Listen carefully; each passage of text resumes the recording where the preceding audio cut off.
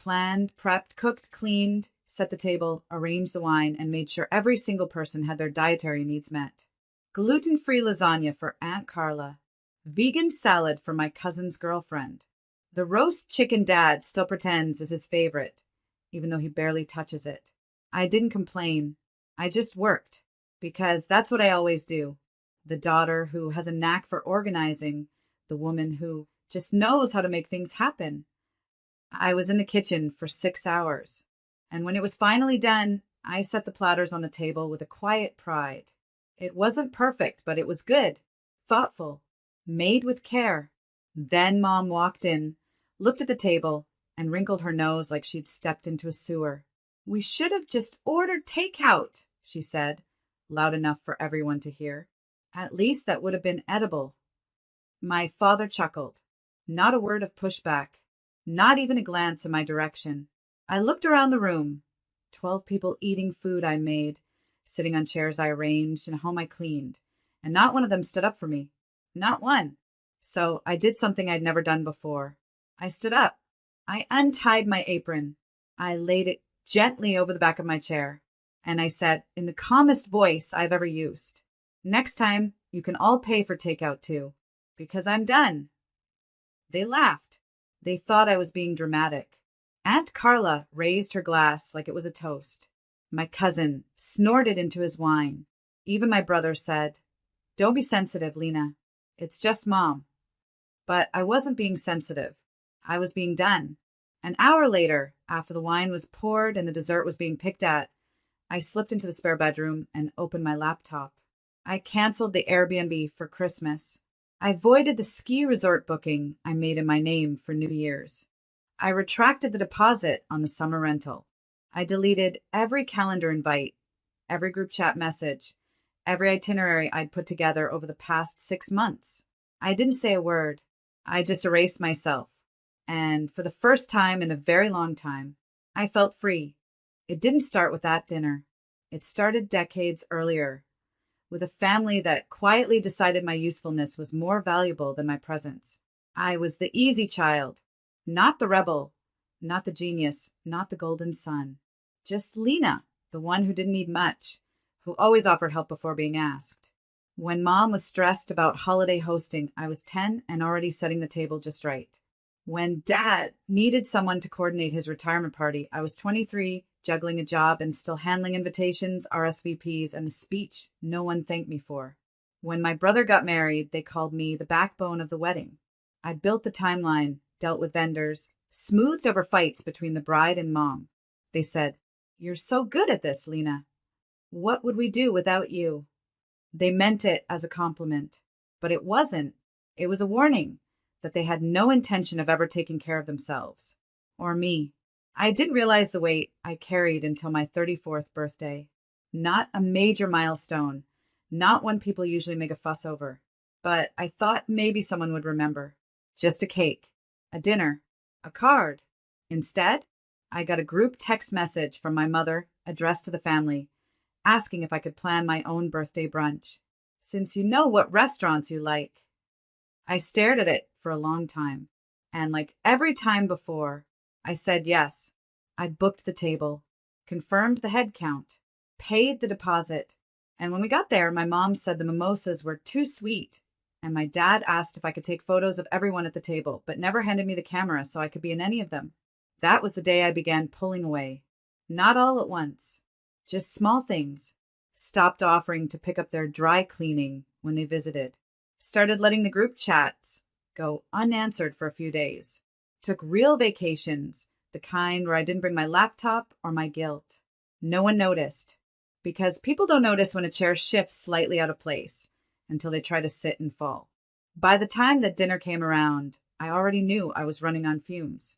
I already knew I was done being the invisible scaffolding for people who never asked how I was holding up.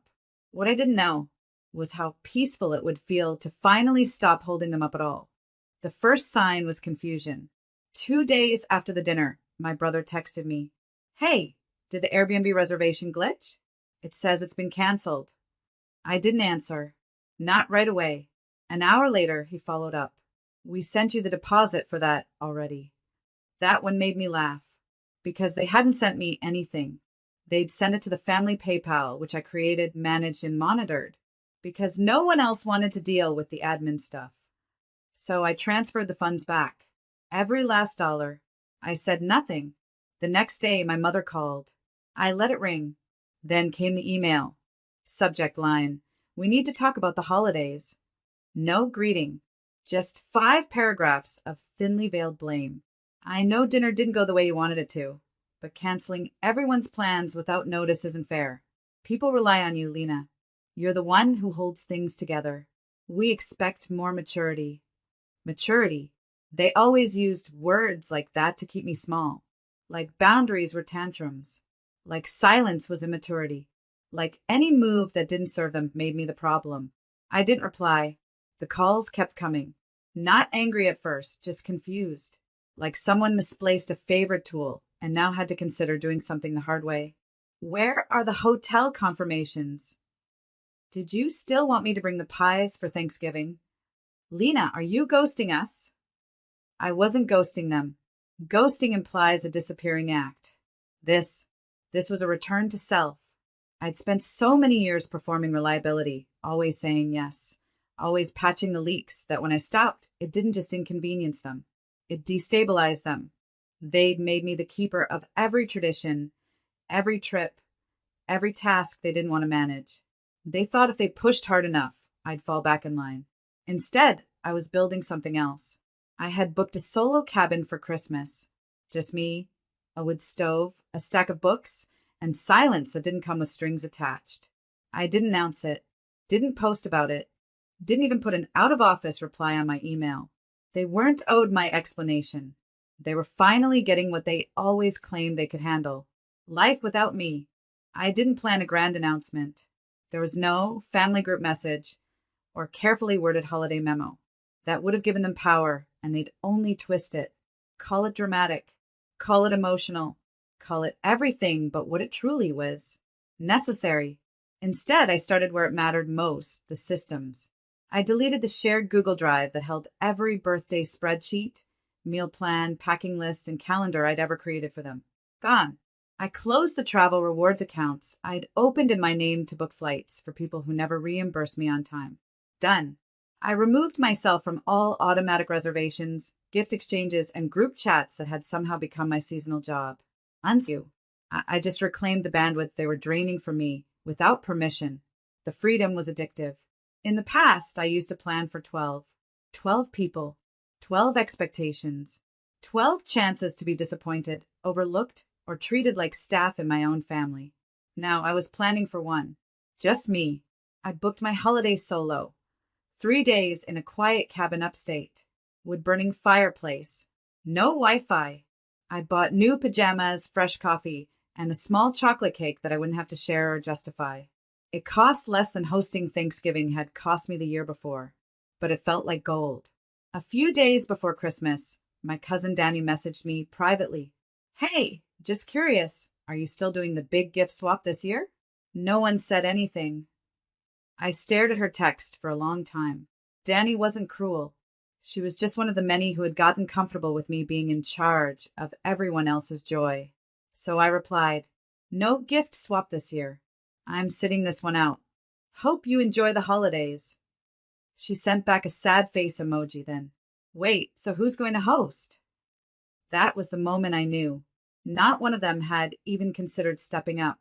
They hadn't made alternate plans. They hadn't called each other. They were all waiting for the backup generator, me, to kick in. But this time, I wasn't flipping the switch. I wasn't angry anymore. Just done playing the role they assigned me.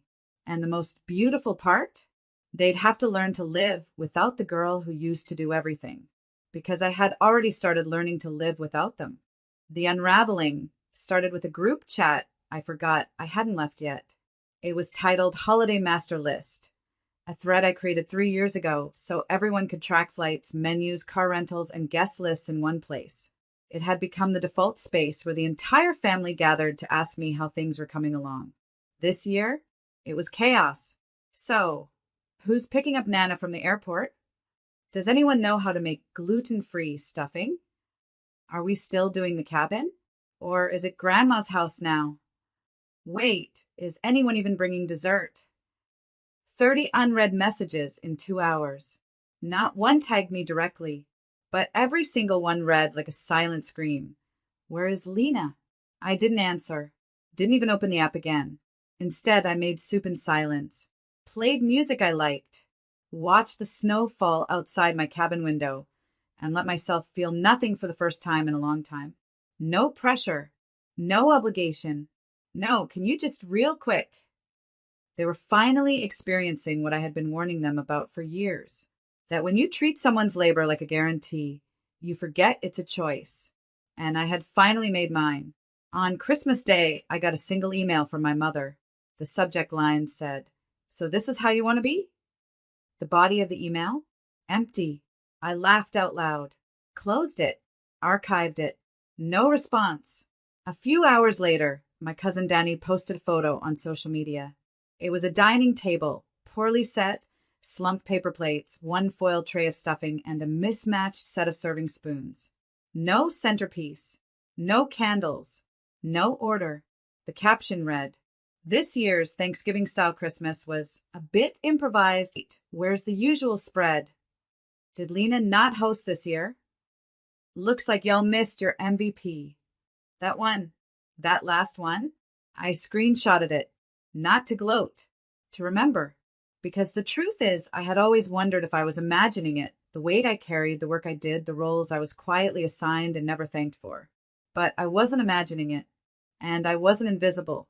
I was just used. Until I stopped letting them. And now, they were learning. Not through lectures. Not through revenge. But through a silence so unfamiliar it echoed. And I was learning too. That the world doesn't end when you stop over-functioning for people who never ask how you're doing. It just starts to get really quiet. And then it starts to feel like peace. By New Year's Eve, the text shifted tone. Gone was the passive sarcasm. Gone were the just checking in excuses. What came next was pure panic. My brother, who once joked that I had nothing better to do than organize everyone's lives, sent me a long message. "Hey, can we talk? I think we all kind of screwed up. I didn't realize how much stuff you handled until nobody else knew what was going on. People are fighting. Mom's upset. I think she thought you'd come around." I read it twice. Then I muted the thread because he was right, they didn't realize. Not because they weren't capable, but because they were never forced to be. They let me carry the weight because it was easier. And now they were tripping over everything I used to silently clean up behind them. Later that week, I got a voicemail from my mother. Her voice was tight, that particular kind of calm she used when she wanted to sound composed, but couldn't quite hide the resentment. "I don't know what game you think you're playing, Lena, but you made your point. We get it. Enough now. The family needs to come together." It was almost funny. Come together? I'd spent my entire adult life trying to keep this family from falling apart. They just didn't like what it looked like without me holding the seams shut. My cousin Danny, bless her, was the only one who tried with real honesty. She messaged me the week after the holidays. "I just wanted to say I'm sorry for not noticing, for not helping more. I think we all got used to you being the default, and we didn't realize how heavy that must have been." I stared at the message for a long time, and I cried. Because even though it wasn't dramatic, and even though it wasn't from the people who hurt me the most, it was the first time anyone had acknowledged it. The work, the emotional labor, the exhaustion. I didn't respond right away. I wanted to sit with the moment, not to forgive, not yet, but to breathe. Because something inside me had shifted. I wasn't looking for apologies anymore. I wasn't trying to fix what broke. I wasn't trying to teach them a lesson. This wasn't about revenge. It was about release. Letting go of the version of myself that always over-delivered, always smoothed the sharp edges, always took the hits so no one else had to feel the discomfort. They were feeling it now. All of it. And I was feeling something else entirely. Peace. January was the quietest month I can remember. No calls. No group messages. No last-minute favors disguised as, "We were just hoping you could." And for the first time in years, I didn't feel guilty. I felt untethered. I took long walks without checking my phone. I bought fresh flowers for my kitchen table, not to impress guests, but because I liked the way they looked in the morning light. I cooked meals that didn't need to impress anyone. Some of them were amazing. Some of them were burnt. I smiled either way, because finally no one was watching. And it turns out I still like taking care of things. I still keep my calendar color-coded. Still fold my laundry with care. Still send thank you notes when someone does something kind. But now, I do it for me. I started therapy. Not because I was broken, but because I'd spent so long being the strong one that I never learned how to be supported. My therapist asked me once, "When did you learn that love had to be earned?" And I didn't have an answer, only a memory of tying my shoes faster than anyone else in kindergarten, so I wouldn't get yelled at for making us late. Only a dozen holidays spent trying to cook love into every meal, praying someone would taste it and say, "We see you." But they never did. And now, I no longer needed them to. By February, I joined a local women's hiking group. Just a dozen women, all ages, who met once a week to walk a trail and talk about anything but work, husbands, or family drama. We talked about books, about birds, about how good it feels to breathe air that doesn't come with expectations. I told them my story, bits of it, not as a victim, but as someone who made a clean exit. One of them, a woman in her 60s, nodded and said, "You didn't leave. You just came home to yourself." That stuck with me, so I wrote it down, hung it on my fridge. Every morning, I read it like a vow. And every morning, I remembered. I'm not bitter. I'm not angry. I'm better. I still get messages from time to time. Birthdays. Check-ins. The occasional guilt-dipped attempt to reconnect. I don't block them, but I don't respond, because healing doesn't require confrontation. Just closure, even if you write it yourself. And I did. With every unspoken no. With every plan made without their approval. With every breath taken in peace. This is my rise. Not loud, not public, but powerful and permanent. I still have the apron. The one I took off that night when no one defended me. When the food I cooked was ridiculed and my silence was mistaken for weakness. It's folded in the back of a drawer now. Clean, untouched. Not because I'm ashamed of it, but because I keep it like a relic, a reminder of who I used to be. The girl who thought love was something you earned through labor. Who thought devotion meant doing everything alone. She's gone now. And in her place, a woman who knows the difference between being needed and being valued. Sometimes I think about the holidays they're still trying to recreate without me. I picture them gathered around paper plates, forgetting ingredients, bickering about times and rides, and who was supposed to bring what. I imagine the awkward silences, the empty seat at the table no one talks about. I don't smile at the thought. I don't need to, because this isn't about revenge. It's about relief. The relief of walking away before you become unrecognizable to yourself.